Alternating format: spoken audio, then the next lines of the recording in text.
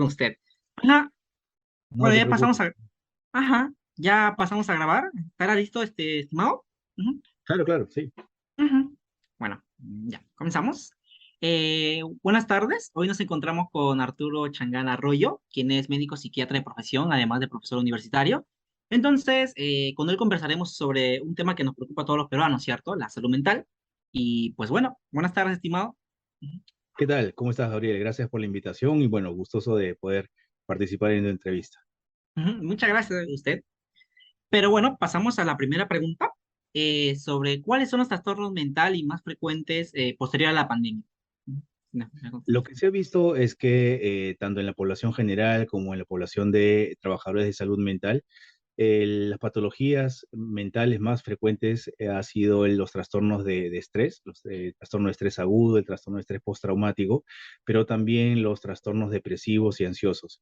En general, en todos los grupos etarios, tanto en niños, adolescentes, adultos, adultos mayores, la prevalencia se ha incrementado significativamente durante la pandemia y en el periodo post-pandemia.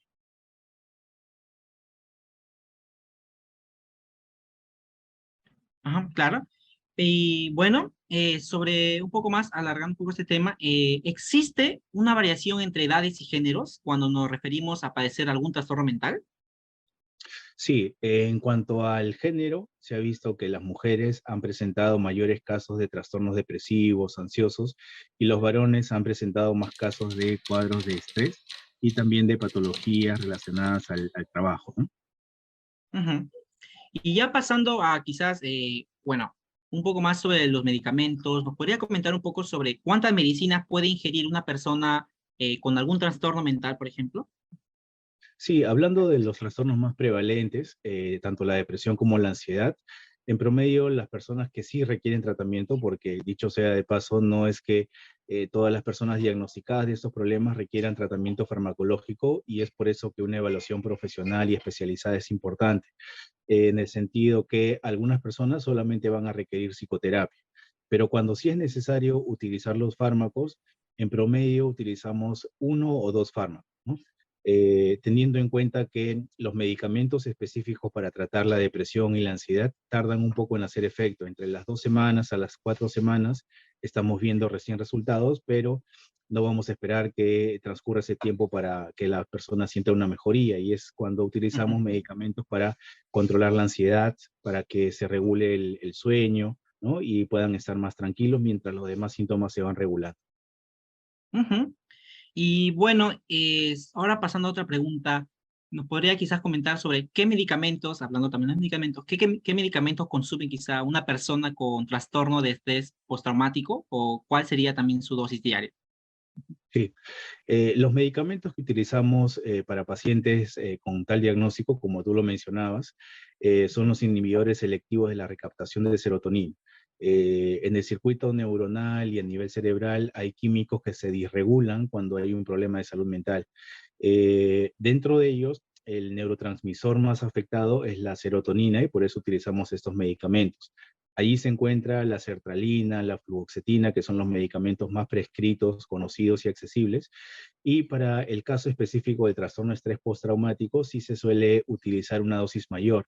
Si para un episodio de depresión se utiliza como dosis estándar una tableta al día de sertralina o fluoxetina, para el caso de trastorno de estrés postraumático se utilizan entre 3 a 4 tabletas al día, al menos de esos medicamentos, ¿no? Pero ya la combinación farmacoterapéutica podría ser más compleja debido al problema también que es más complejo, ¿no? El estrés postraumático. Ujú. Bueno, ya ahora conociendo la cantidad de medicinas que una persona con problemas en la salud debe ingerir, ¿en cuánto por lo menos oscilaría este gasto en medicinas? ¿Podría quizá brindarnos un aproximado, por ejemplo, por paciente? Sí, es bastante variable, tomando en cuenta además que actualmente la mayor parte de la población tiene un seguro, ¿no? Por un lado Ujú, el SIS, por otro lado es salud. Hay pocas personas que, bueno, no cuentan con seguro. La política de salud está pretendiendo que el aseguramiento sea universal.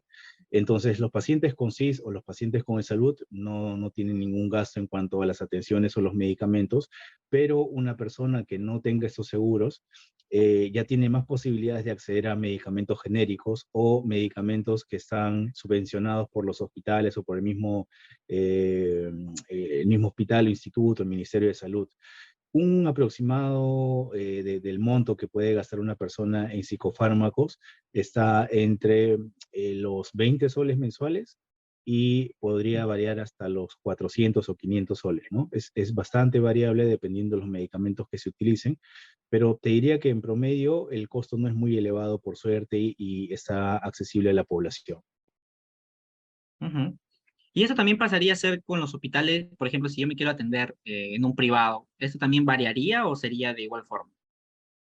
Los costos varían significativamente, ¿no? En las Ujú, instituciones públicas, el costo de una atención en psiquiatría cuesta entre 15 a 25 soles, si es ujú, que no tiene SIS o no tiene salud, y puede ujú, variar hasta los 500 o 600 soles la consulta. ujú. Ya, bueno, pasando a otra pregunta. eh, ¿Cuántos centros de salud usted considera que debe haber por cada sector de la población, ¿no? O sea, por ejemplo, para niños, jóvenes, quizá para adultos mayores. Sí, lo que se estima según los cálculos de la Organización Mundial de la Salud es que exista un centro de salud mental comunitario por cada 100.000 habitantes. El centro de salud mental comunitario debe estar necesariamente compuesto por un psiquiatra, por 4 psicólogos, 4 enfermeras, cuatro técnicos de enfermería, personal químico farmacéutico, bueno, etcétera. Ese es el trabajador social, terapeuta de el lenguaje ocupacional. Entonces debe haber un centro de salud mental comunitario por cada 100.000 habitantes. Actualmente tenemos entre 200 a 210 a nivel nacional, pero por necesidad y por la población eh, que tiene el Perú actualmente, se requiere al menos unos 500 centros de salud mental comunitario. Ujú. Y en relación al trabajo, ¿qué impacto tienen estos trastornos mentales en la productividad del empleado? Es significativo. Toda persona cuando tiene un problema de salud mental presenta una alteración a nivel de todo su funcionamiento y desempeño, a nivel familiar, académico, educativo, de pareja, de trabajo también, porque indefectiblemente todas las funciones mentales van a estar alteradas, por ejemplo, en casos de depresión o ansiedad, dentro de las cuales se encuentra problemas en la concentración, problemas en la retención de información o memoria a corto plazo, la motivación también. Entonces, lo principal que se afecta a nivel laboral cuando una persona tiene un problema de salud mental es la productividad, ¿no? La persona se hace menos productiva y también se ven mayores casos de ausentismo laboral. Ujú. Y ya para ir finalizando, en su criterio, ¿usted considera que falta un poco más de inversión estatal? Y si es así, ¿cuánto más de inversión estatal usted cree que hace falta para tratar a la gran mayoría de personas que tienen quizá algún trastorno mental? ¿Y cómo califica, no, usted al Estado en este sector? Bueno, definitivamente se necesita derivar más recursos económicos para intervenir y poder resolver los problemas de salud mental de la población a nivel de salud pública.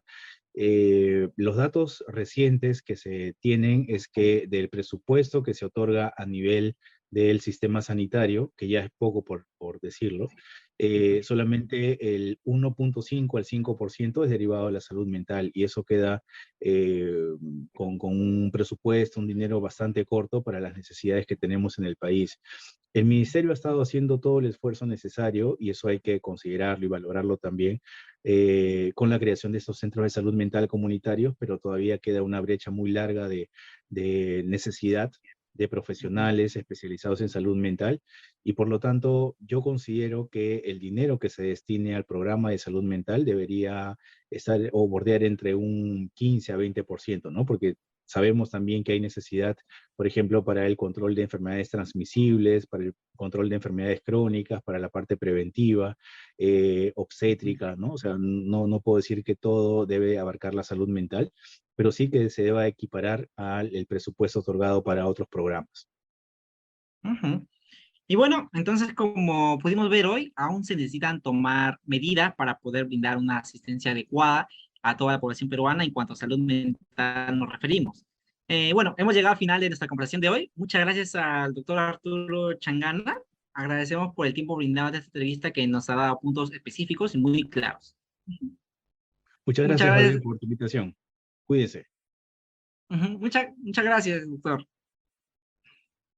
Hasta una próxima ocasión, quizá, ujú, para contar con usted. Cuídate, nos vemos. Ujú. Un Cuídese. abrazo. Hasta luego. Muchas Chao. gracias. Buenas tardes. Buenas tardes. Buenas- ¡Listo! XD. ¡Ya era como tengo! Uy, feliz. Rapidito, Para, yo. para la grabación, para la grabación. Pause, Abajo te pause. dice, sí. Ah, Pausa, bárbaro. pausa o el stop. Pausa o stop. Stop, porque esto no se va a grabar, pues. Ya, stop. Stop, ajá.